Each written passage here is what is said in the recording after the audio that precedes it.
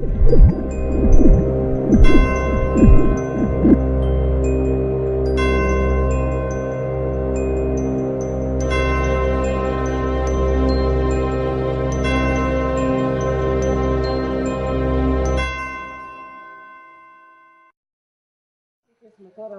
میرسن. بله یا یه قسمت هم خود میدن، یه قسمت هم خود میدن. نه خود میدن، این جلدی هم خود میشه. خیلی دیگه کلا میشه خود میشه. سلام علیکم. سلام علیکم. شکر داشتنی. چیکار کنید رئیس من خدا ماشاءالله کار شروع کردین. ای کار ادامه داره دیگه، البته مشغولم بچه. خیلی خوب خیلی خوب. رسی امی زمین شما چه کار شو؟ من طرف شرولی آره رئیس که برم بخیر. که اگه نقشه که بگیرم. به شرولی؟ بله. شرولی ما چه کار کنه که نقشه شرولی بگیریم؟ بابا همین خلیفه رجب تا حال 10 تا نقشه به ما داده، ما استفاده کردیم. عزیز اگر راست پرسان کنیم به شرولی اینجا انجینرهای خوب و ورزیدی که ماش اطراف دولت میگیرن، شیشتی هم برای ما نقشه میدن فرم استاندارد مثلا که به حوادث طبیعی مقاومت داره، هم جانب میسنجم سه به حوادث زلزله مثلا طوفان باد بارش مقاومت بشه باشه. اگر ما خود سر میسازیم خدای نخواسته استاندارد شده یک روز با مشکلات دچار نشیم. خب پولار مفت میدیم به شرولی که چه کار شه؟ هی سوت پول نیه، هر پول ناچیزی به ارتباط هم نقشه یا سفری خونه همه چیزی میگیره، او هم به پول به کسی از اون نمیره.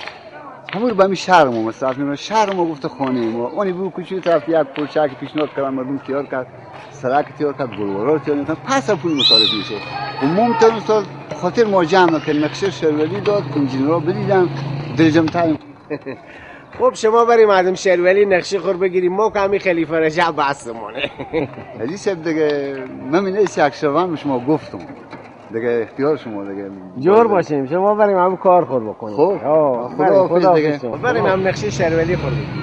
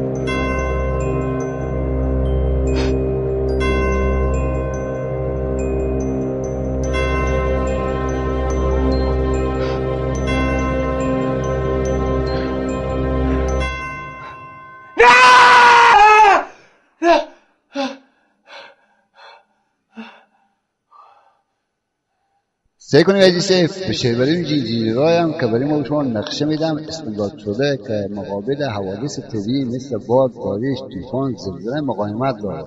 حال نقشه که ما شما خودسر بسازید خدای نخواسته یک روز به مشکلات دچار نشید.